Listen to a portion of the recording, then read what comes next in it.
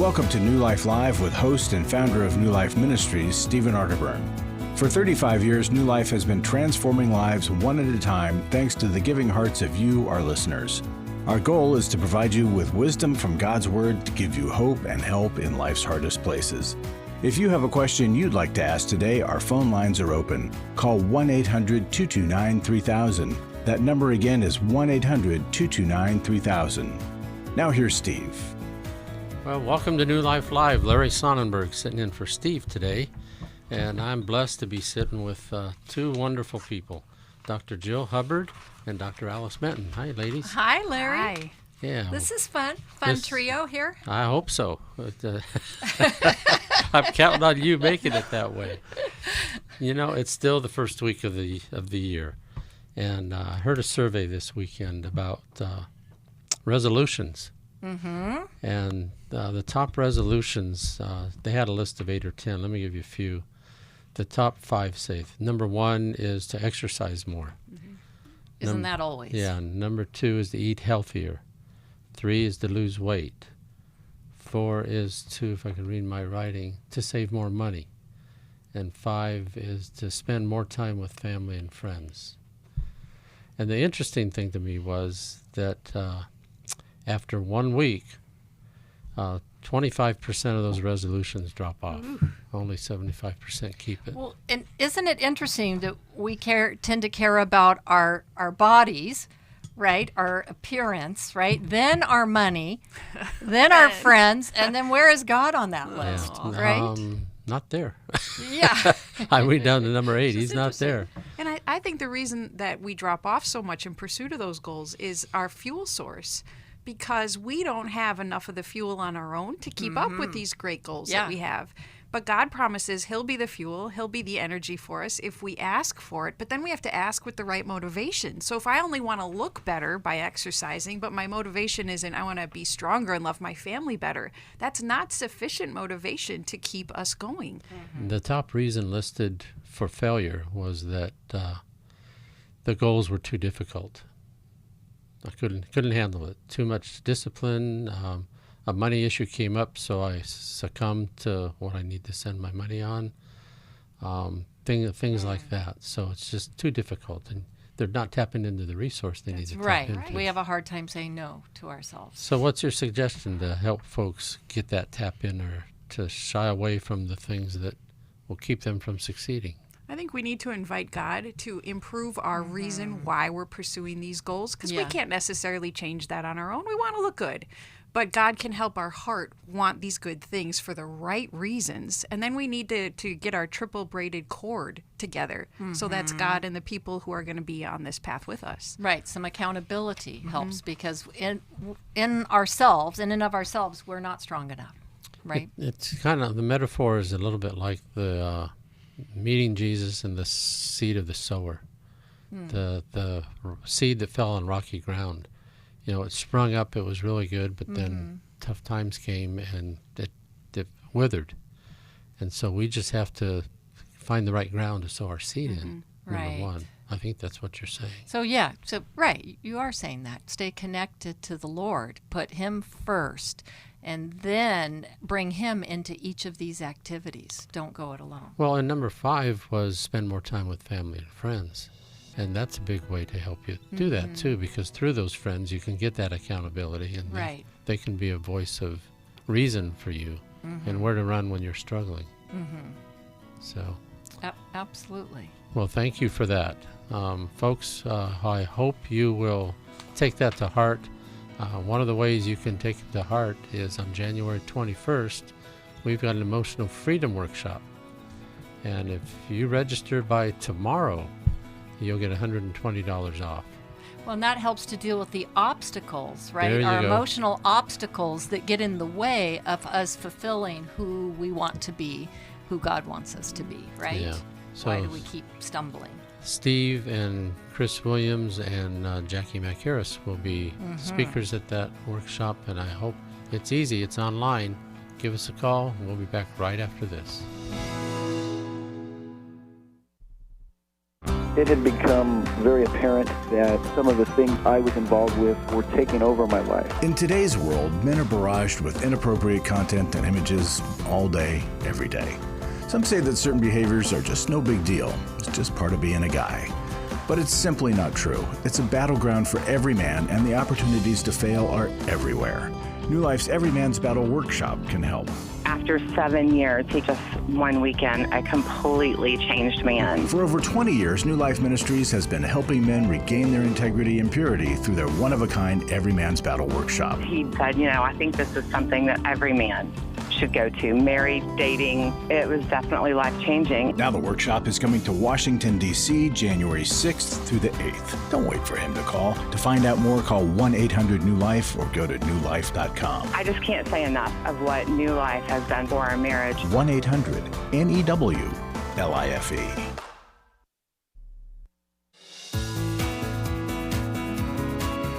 To find out more information about New Life or to order any of the resources mentioned on today's program, call 1-800-NEW-LIFE. Now back to New Life Live. Okay, welcome back.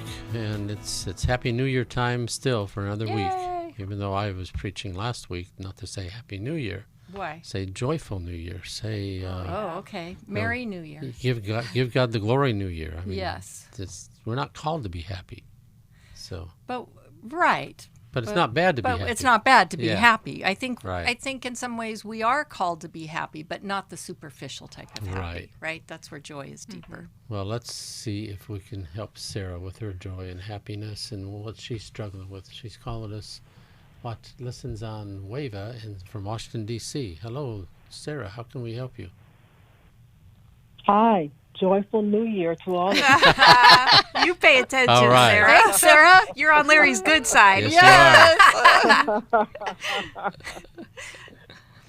Thank you so much for taking my call. Mm-hmm. And my question is, how do I have a relationship with my daughter when I don't believe she's living a life according to God's word and will? She told me that she is homosexual, and this has just been consuming my thoughts. I've been asking God why. I've been praying. I've been doing everything I could, and it's just consuming me. Sarah, how long ago did she tell you? She told me last year, around Thanksgiving time, but in the past she told me that she was like struggling with emotions about her sexual identity. And then we would pray, and I would tell her to pray, to seek God's face, and to ask God for guidance. And she dated young men at one time, but during the planning for Thanksgiving last year, she just came out and said, well, I'm not going to come home because I don't feel mentally and emotionally safe with you. And I'm like, what are you talking about? And then that's when she was telling me about her feelings, and that she was going to spend, her holidays with someone else. And has she withdrawn from you in an ongoing way since then? Yes. Oh, how painful. Drastically. Oh. What was relationship like before she told you? We would talk every day. Oh, wow. So she was very connected to you. Yes. When people would see me by myself, they would be like, well, where's your daughter?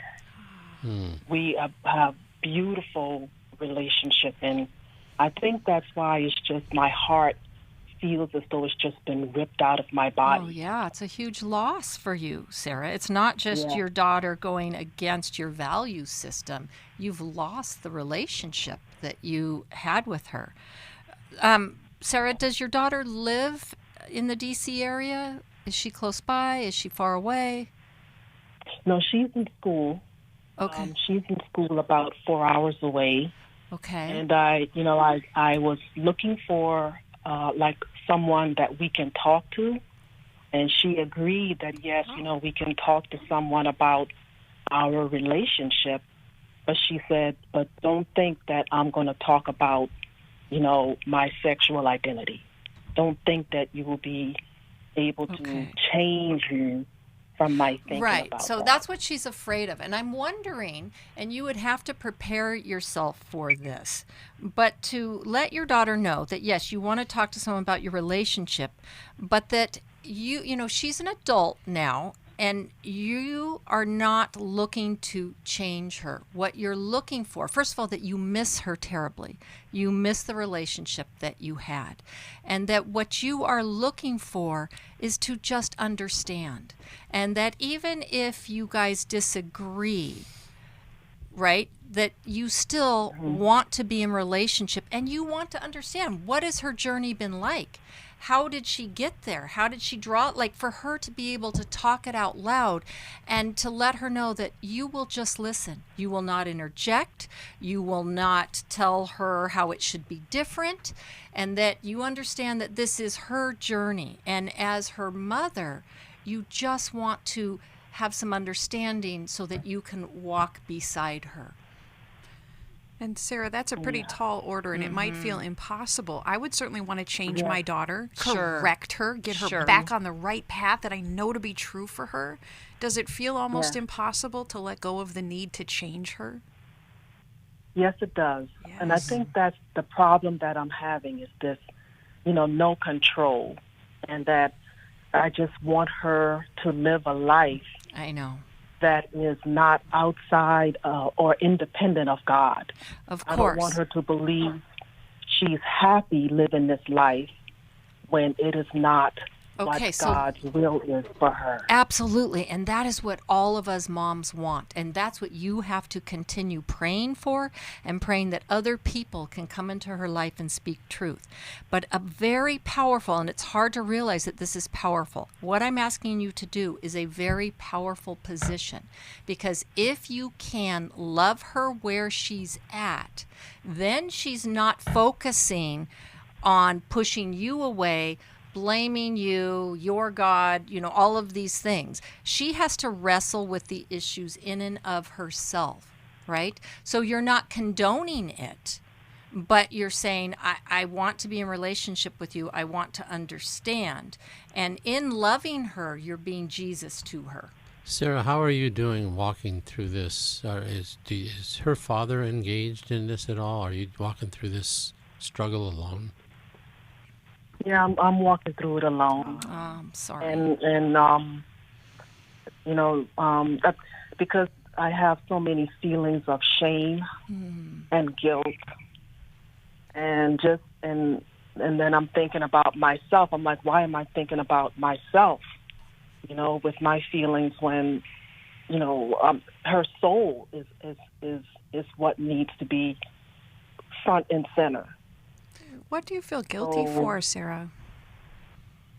I just feel guilty that, I did divorce her father. He was abusive. And that, hindsight's 20/20, can't change anything, but just like, man, I wish I'd never laid eyes on him. Yeah. Maybe her life would be different now. So you have regret. You have regret that you're having to grieve. And when we blame ourselves, sometimes it feels like, well, if I can blame myself, then I could have done it differently and I could have changed the outcome. And it feels helpless to feel like I did everything I could possibly do. Life was imperfect, and this is the outcome. Yeah. That's a hard thing to contend with. Yes, it is very hard. And I hear you when you're talking about making that distinction of loving her where she is. But it's just so hard. No matter how hard I try, I'm like, how do I do that? Right. I just don't know how how to make that distinction. Sarah, I want to direct your focus in two things that you have some control over, since you can't control what she decides to do, how she decides to live her life. But you can wonder and develop compassion for her about how living with an abusive father may have made men very frightening for her, even though she dated some men when she was younger. But Sarah, when I delve into the story of people who choose the path of homosexuality, I always find legitimate reasons when I listen to their story for long enough, and I come to the place of saying, that makes sense, that perhaps this was the safest way you figured out to do life. It makes sense. And when we try to understand why our children made those choices, it brings about more mercy and more compassion in us. And then, Sarah, you have the ability to look at her statement, I don't feel safe, Mom, to come home with you right now. And you said, Sarah, I feel like I don't have any control in this. And I want you to wonder, what might it have been about your presentation as a mom that led her to feel emotionally unsafe, or like she was going to be judged or criticized? And sometimes when we're really firm and strong in our belief and in our faith system, it can unintentionally come across as judgmental. And so because there is conviction of the Holy Spirit. So people feel that anyway, right? Just by virtue of us holding a stance. So could it be that meeting with her, inviting her to meet somewhere other than her home would be a much safer feeling for her? Yeah, and to meet in a neutral spot. Up on the willingness to see a therapist and to come in, Sarah, with the intention of leaving with greater understanding and being willing to hear, what was it like for you to have me as a mom? Let's talk about, were there some good things, and did you feel judged by me? Did you feel criticized by me? Because you have power over that part of showing up with your daughter, Sarah, and it will have an effect. It brings grace into the situation. Well, and you guys were very close, right? And you said you talked every day. And while on the one hand, that's a wonderful thing, there might have been some over-enmeshment there. And so she's pushing against you to separate. But she may then be enmeshing with a new kind of friend partner, right? So where it's just the two of them. So if it was just the two of you, right, she's doing the same thing in a different arena. Right. So there's some dealing with relationship and attachment and how she connects with others. And does she have, multiple friends? And how does she function as an adult? So there's lots to talk about besides just the sexual identity issues. It's all about her growing up. But I agree with you, Alice, that when you hear the story, it helps you understand why and develop that compassion. Now, Sarah, that doesn't mean that you don't have any boundaries around this, or that like you're embracing the partner and you're all buddies, right? There's asking for mutual understanding too, that we do see it differently. So that may mean that I might be around you and your partner, I might not. Right? Or I might be around you and your girlfriend, but ask you not to be physical because that would be too uncomfortable for me. Things like that down the road. And her willingness to attend a therapy session with you is probably a testimony to the good relationship you have with her and the foundation you built with her. It's amazing to me that she's willing to do that. And I think it speaks to the kind of mom you've been for her. And if you need help finding a therapist, we have a great group of people in Washington, D.C. area. So let us know that too. What? Yes, that's something I would really enjoy. I think I would really want to do that, even if she doesn't, just something for myself. I think you do need something for yourself. And Sarah, there are even groups at churches of parents of children that choose this lifestyle that might be a support to you as well. You'll have to seek them out, research a little As I hear you talk, Sarah, I think this Emotional Freedom Online Workshop would be really helpful for you. It's easy to do. You don't even have to leave your home. And if you sign up by tomorrow, you're going to get some money off of the registration fee. So I hope you'll consider that. How about a book? Thank you. I think How We Love Our Kids. Oh, yeah. Okay. That's a good one. We're going to send How We Love Our Kids to you from Milan K. Yurkovich. And just thank you for calling us, Sarah. We hope this is Thank helpful. you so and much. Yeah. Yes, it is. we hope there's a Thank turnaround. you so much. I appreciate you. You're Thank welcome. you so much. Yeah. Okay.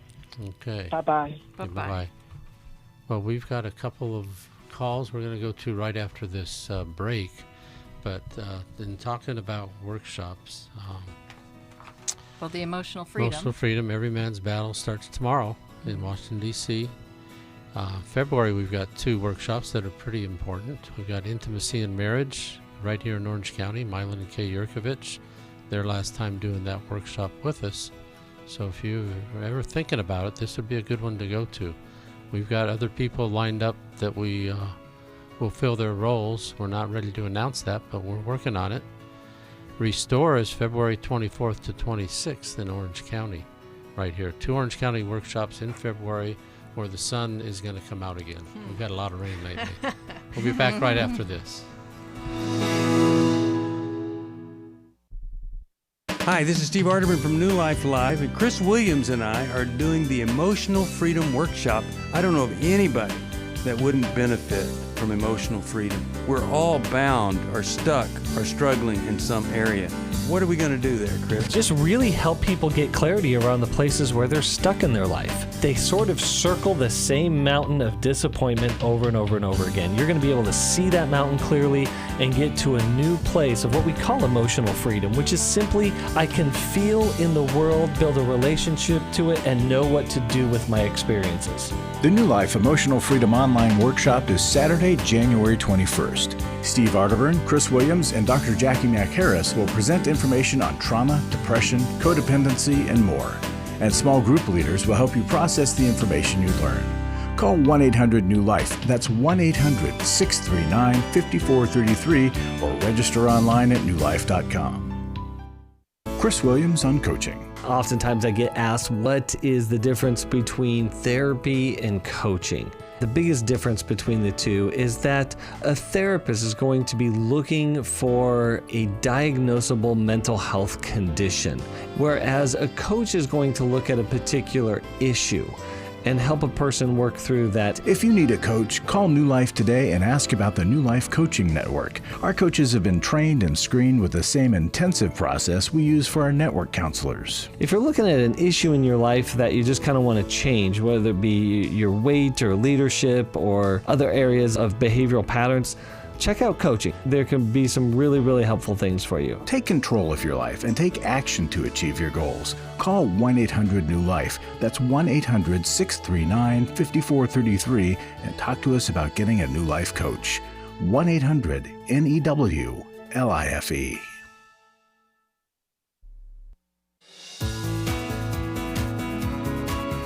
We'd love to hear from you. If you have a question or a comment, call toll-free 1-800-229-3000. Now back to New Life Live. Okay, we're back. And we're going to go right to the phones and talk to Tom. Tom is in Springfield, Missouri. He listens online. And there we go. Tom, how can we help you today? I'm here. Yes, sir. Want to talk to you. All righty. So, all right. Over the past several months, our home has been chaotic. And actually, it's been going on for even longer, but it just seems like the last couple months has been even more so. And my wife and I have had talks, and we've had talks with also our son. It's just us living in the home now. He's 16. And it's just the very simple day-to-day stuff, chores, other homework and just other responsibilities being done according to how we've discussed. And I noticed, this goes back as far as the summer of 18, I started working full-time. I had 2 part-time jobs, and I had more time. I was at dinner. Things were enforced pretty regularly, but then when I started working full-time, I'm not home for dinner. I come home a little later sometimes, and then the basic things like how much time playing video games, what to make for dinner. He's a picky eater. All those simple, basic things. And now that he's older, freedoms with friends and all that kind of stuff. what I call the drift is happening way too often. My wife is tired. Sometimes she doesn't want to deal with the confrontation. So, hey, why don't you do this? So how would you put it? How would you put a question to us? So how do we best handle what I call the drift? Because it's causing a rift with my wife and I. Then I'm looked at as the bad guy because I'm always knocking on the door. I'm always just telling him what to do. But if things were done, I wouldn't be knocking on your door at 9 o'clock at night. Why isn't the garbage taken out? Why is the floor? And he's supposed to report to my wife or me if I'm home, hey, I'm done with said chore. Can you inspect it? Sure. That doesn't happen, and then the garbage isn't out. And it's just chaos. Where's our son? Tom, he went here, and here. Was he more compliant before you took on the full-time job? Oh, way more so. And do you think there were any other major changes in addition to your work changing that impacted him around that time? That I know of, no. Back then he was, I think, around 12, and I don't see. I review this all the time, and that seems like to be the pattern. I lay down the law. We have a family meeting again, and we go back to what we all agreed on, and all is fine for a week, and then the drift happens. When's the last time you had fun with your son? Trying to think here. I have to say it's been a while. Yeah. But here's the thing too. With that said, all the last 4 years, I've been his assistant baseball coach. We've played countless hours of catch, going to the park, pitching to him, taking him to Culver's, and so we've done a ton of that. And I've even said to him, hey, do you want to do this today? Do you want to do that today? And he's pulled away a lot. And I said to him, I don't want to come home to be the taskmaster. But things have to get done. And if I come home, and I'll say this, I'll go 3 or 4 days without saying anything to see if it'll correct. And Tom, do you have any suspicion of substance use? Alcohol, pot? No, we're pretty good on that front. I have no reason to believe. I check his phone a lot to see what's on there. Has life changed for him socially? Well, he's always playing basketball. He's on organized sports, baseball, football, basketball, and he's always going to the rec center with his friends. Mm-hmm. He asks to go over to his friends to watch football. We don't allow him to go over to friends that we don't know. We don't know his parents, and he don't like that. He thinks he should be able to go everywhere. Mm-hmm. But he does get to do a lot. He just doesn't get to do everything. So right. I have no reason to believe he's doing those things. My wife is all about checking the eyes and where you've been, and because we dealt with that with our daughter. Okay. And my wife is all about checking, So, Tom, I just want to remind you that there is a big difference between 12 and 16. And just biologically for teenagers, right, we always talk about how there's a spike in dopamine, which means they're all about pleasure seeking, right? So their whole goal in life, and it's like they don't have a brain, right? And there's always those jokes, the more boys that are together, they share like less than half a brain, right? So because they're just all about what's going to be fun and not about what's going to not be fun. And I do hear the music, Larry, so you can cut me off. But and so let's talk more about that, your expectations of him and you dealing with a kid at a different stage of life than you did before on way less time. I think all those factors play in. Yeah, we got a couple questions too that we'll cover them right after the break. But we want to help you. You can have a good restored relationship with your son, and I don't think it's going to take as much tweaking and effort as you think. But let's talk about that. We're going to come back right after the break here in a few seconds. and help you out, Tom. So hang in there with us.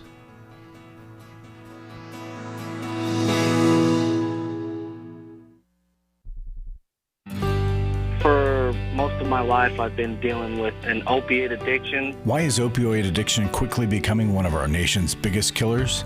Maybe it's because it isn't only those who are addicted who are in denial. We did what I see so many parents do, is it can't be an addiction.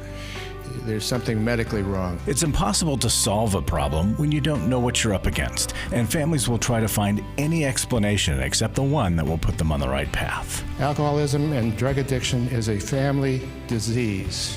It doesn't affect just the individual.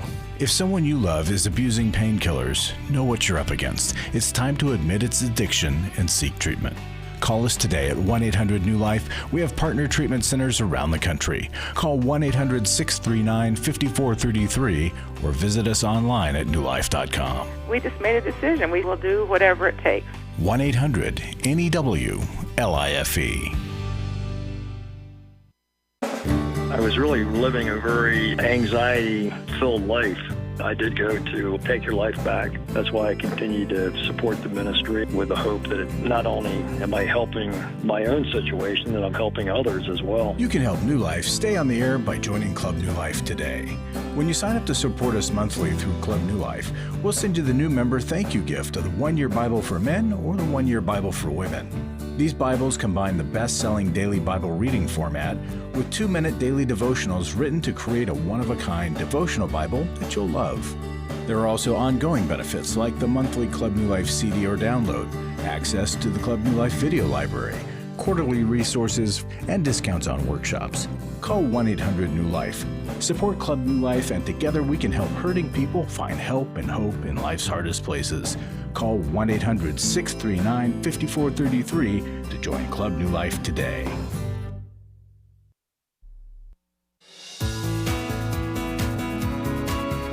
We're glad you joined us for New Life Live. To be a part of the program, call 1-800-229-3000. Now back to New Life Live. Okay, we're back. We're talking with Tom. He has a son, 16 years old, and he's called it the drift. His son is drifting, and we've been talking about that here, Tom. I'm going to ask you a couple questions, say a couple things, and I'll let the ladies wrap this up.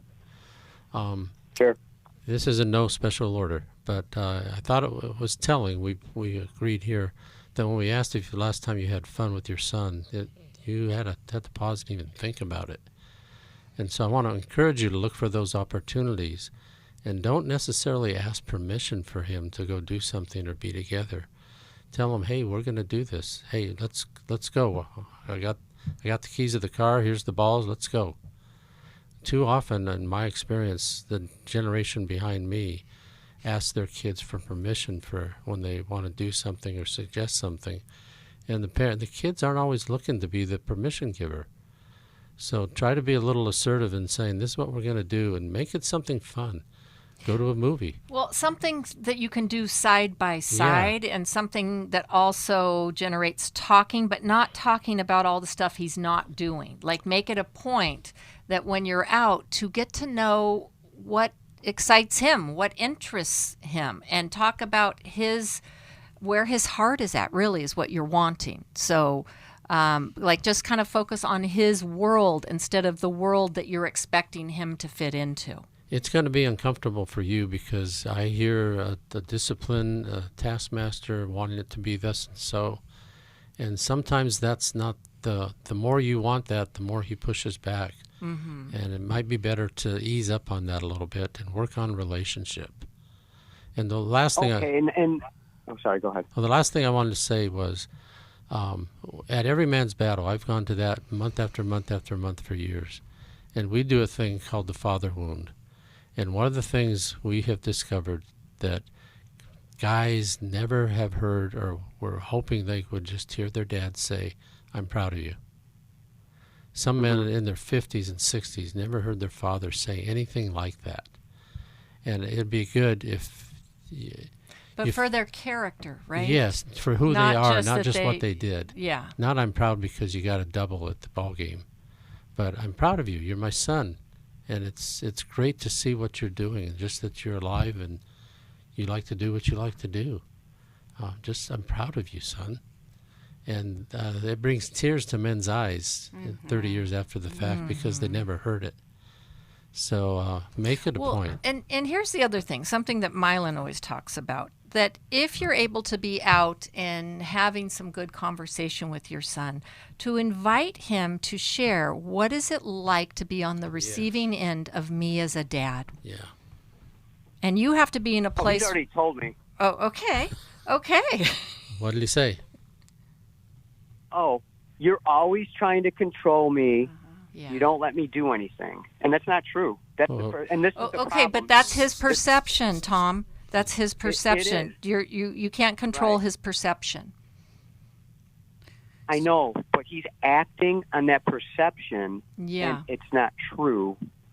And the drift, if I may clarify a few things, because these are good points, but the thing is, I don't want to be the taskmaster, but the drift is between my wife and I enforcing what we've agreed on. So I now, by default, am saying, why isn't this done? Why isn't that done?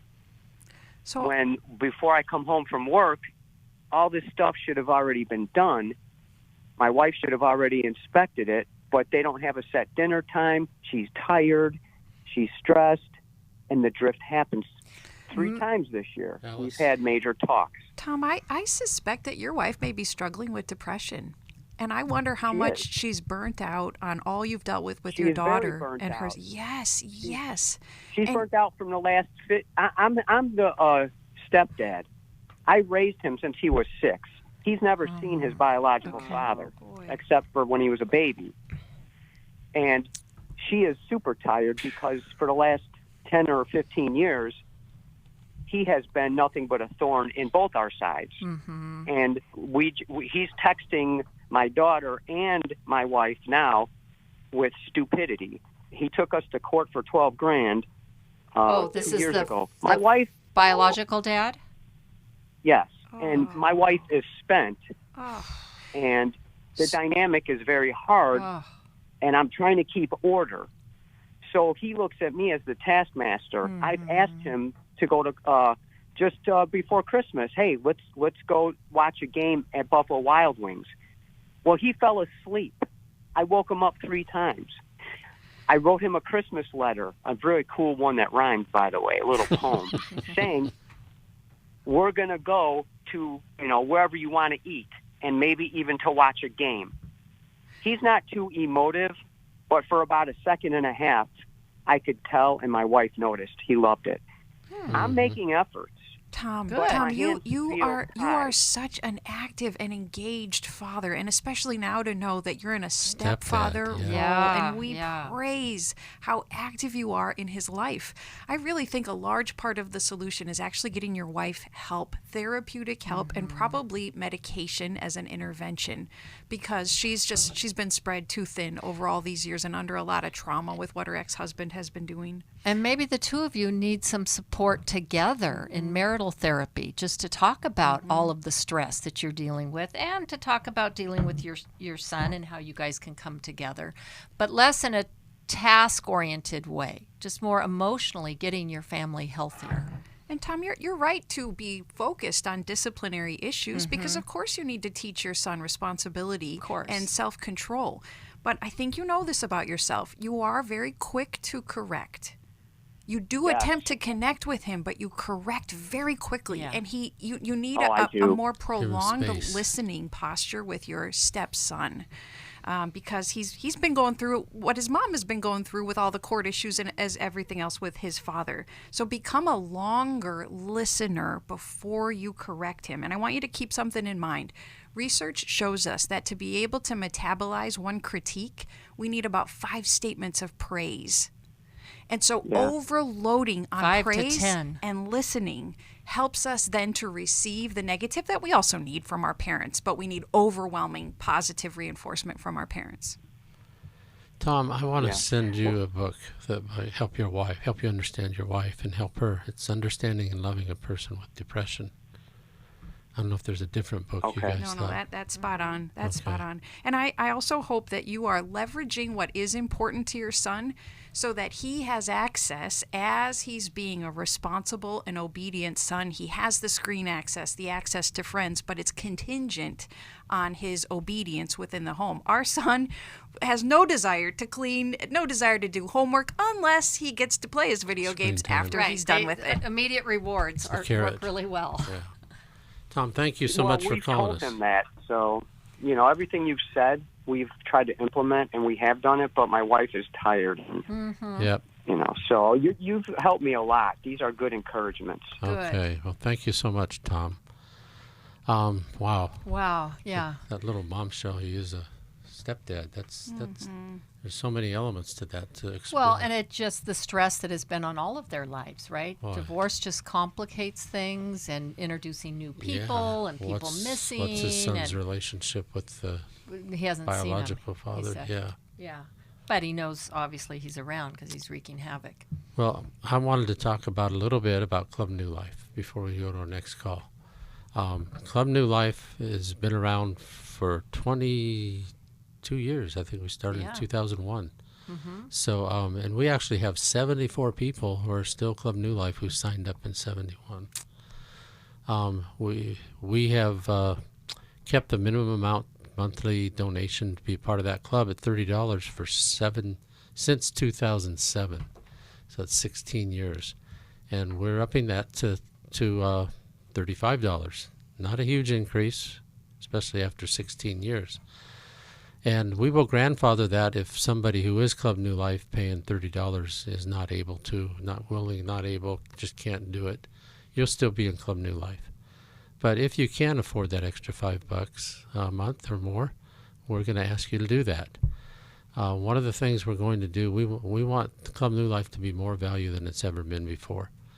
And one of the things we're going to do is a monthly gathering of Club New Life people on Zoom. And the first one is going to be the 12th, so just coming up a week from today, actually. And it's going to be, thought I had something here, I don't. Steve's going to talk on... Toxic tribal affinity. Thank you. That's it. And then we want to hear from you. I mean, that talk alone will be engaging, but we want to hear from you. What has New Life been to you? What do you think New Life could do differently? What kind of questions do you have? Not necessarily want it to be another part of the radio show, but if you have a question that's you just got to have an answer, give us a call then, or be a part of that gathering. You'll be getting an invitation as a Club New Life member. If you're not a Club New Life member and you want to be a part of that gathering, it's not too late to join. Give us a call, 800 New Life, and you can sign up today. And there is so much more I want to say about that in giving, but I'm not. We'll come back and take another call. So thank you. We'll be right back.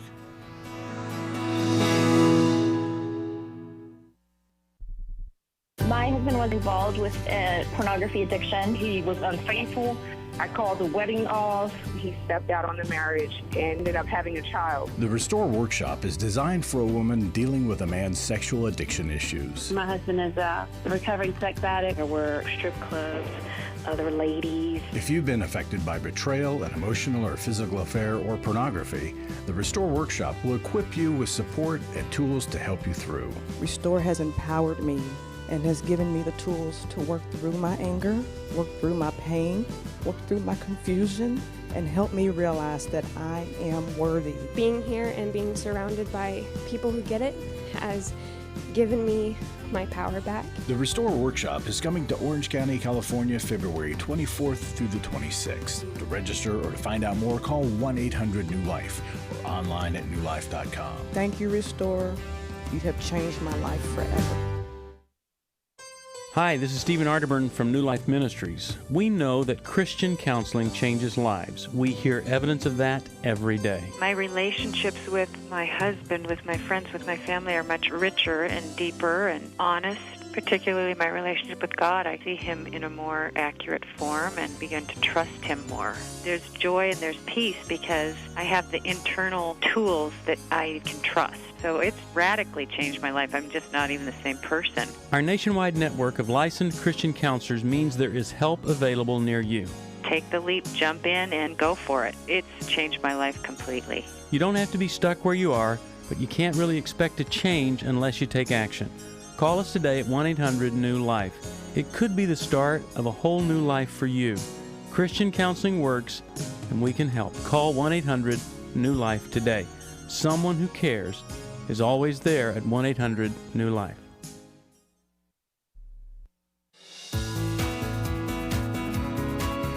To find out more information about New Life or to order any of the resources mentioned on today's program, call 1-800-NEW-LIFE. Now back to New Life Live. Okay, welcome back. We've got time for another call here, so we are going to talk to Barbara, West Palm Beach. Listens on our app. Way to go, Barbara. Appreciate that. How can we help you? Hi. So excited to be talking to you. I've listened for quite a while. Know you from way back in, Steve Orderburn from way back in the 70s or 80s, I believe it was. Okay, issue. Okay, issue is that I am married almost 47 years. I will be 70.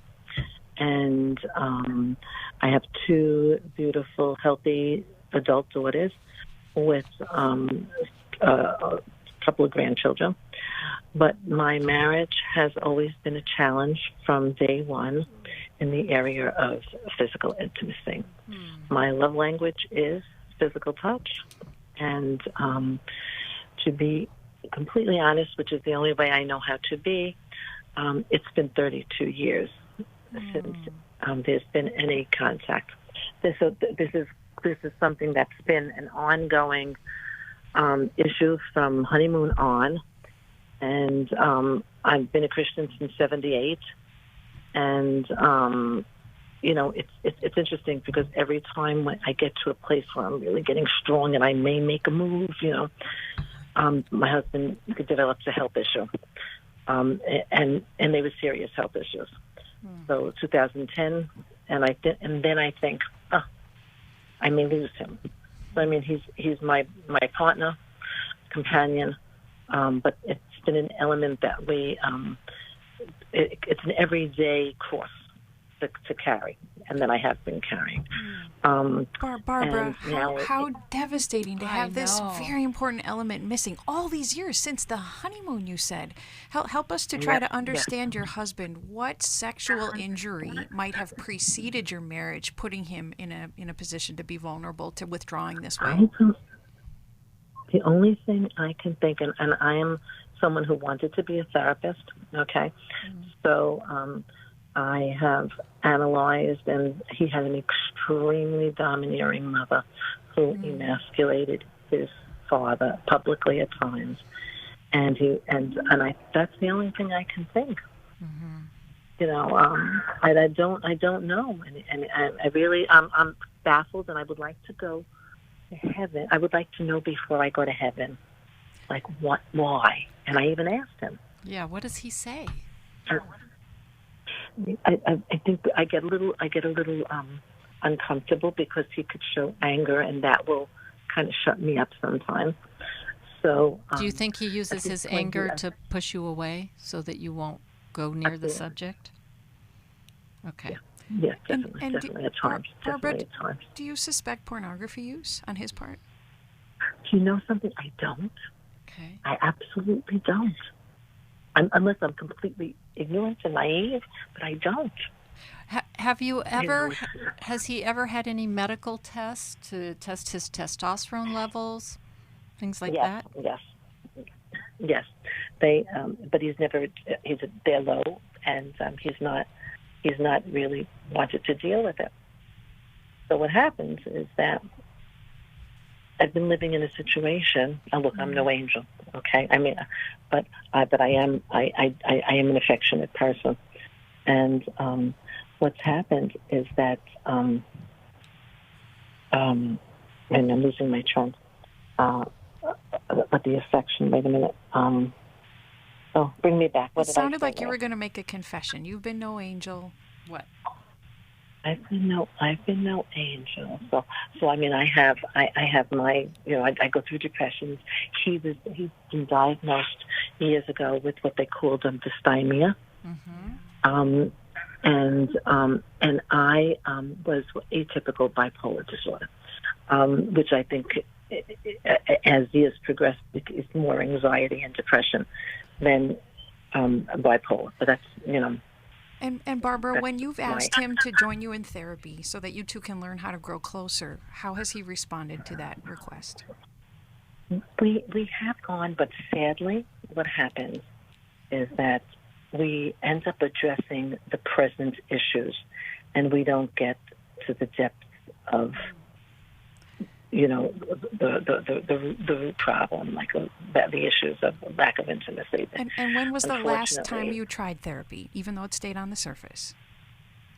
Oh, I am presently in as a couple in therapy now. No, that's a couple of years ago we went. We had a sad situation. A couple of years ago, we went a few times to. No, she wasn't a couples therapist. She was a new, maybe 4-year practicing therapist, and I think what happened was... So, Barbara, I need to interrupt because we're running down on time. It seems like the time to try again with an expert in this area, and there are 2 upcoming options that we can offer you, because one is our Intimacy and Marriage workshop, where it's like 6 months of therapy in one weekend, and because your husband has been willing in the past to attend different forms of therapy, ask again. But put it in the terms of you want close relationship with him, and you want to work on improving both your style of approaching him, and you hope he'll join you in that process. And then let us connect you with an expert in marriage and sexual intimacy issues in our network of counselors. And that level of expertise will very likely lead to breakthrough for you. Praise God. I'm looking forward to it. Okay. Thank you. Stay on the line. We can get you connected to the people that can answer questions about that workshop. And I think we should send her the book, How We Love. Okay, we're going to send you the book, How We Love. And we do need to shop around with therapists, because a great therapist in one area may not be the right fit for the particular problem that we're working on. So it's good, and we've got a whole network of counselors, and we can link you to the kind of clinician who has the expertise in the area you need. Yeah. Well, thank you. It was fun. You were right at the beginning of this program. Tough issues. Yes. But you guys do a great job. Thank you. I just didn't get to finish up with Club New Life a little bit. When you join Club New Life for the first time, we'll send you the 1-year Bible for men or women when you join. That's a thank you for joining. If you want that, if you're already a Club New Life member and you don't have that Bible, up your giving by $10 a month or more, and we'll send that Bible to you. That's just something we like to do. I was so happy to see this. Lisa put some reminders and suggestions on the radio sheet every day for every program. Lisa keeps us in line. Lisa is the power of the radio program. Behind us, Lisa and Terry.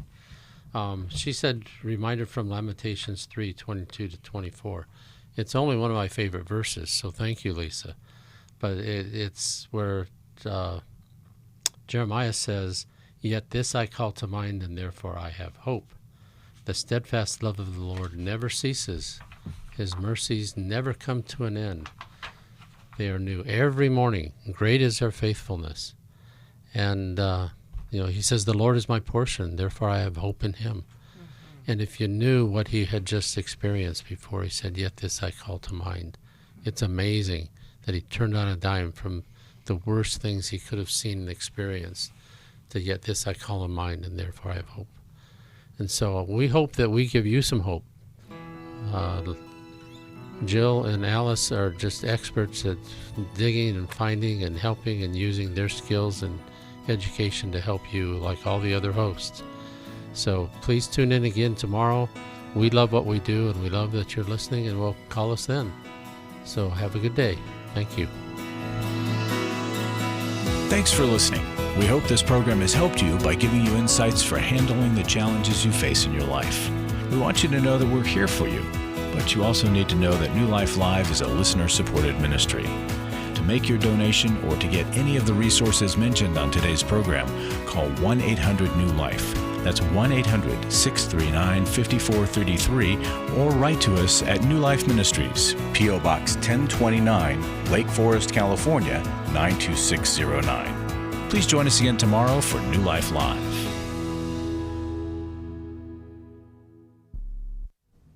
Hi, thank you for watching New Life Live. You know, New Life Live is a Christian counseling program where we deal with the hard questions about life, relationships, kids, free choice, freedom of will, whatever. It's all right there on New Life Live every day, every weekday, 1 p.m. Eastern, 10 a.m. Pacific. If you want to call into the live broadcast, you can find the schedule on newlife.com or click the social media link right below. You can see every episode of New Life Live on the New Life YouTube channel. Watch it with a friend, watch it later. Be sure to subscribe and hit that bell so you'll never miss another episode. So if you want to listen on the go, download the app. The link is right below. And I hope if you need some information, if you want to get some help, you'll call us at 1-800-NEW-LIFE. And I'll see you next time.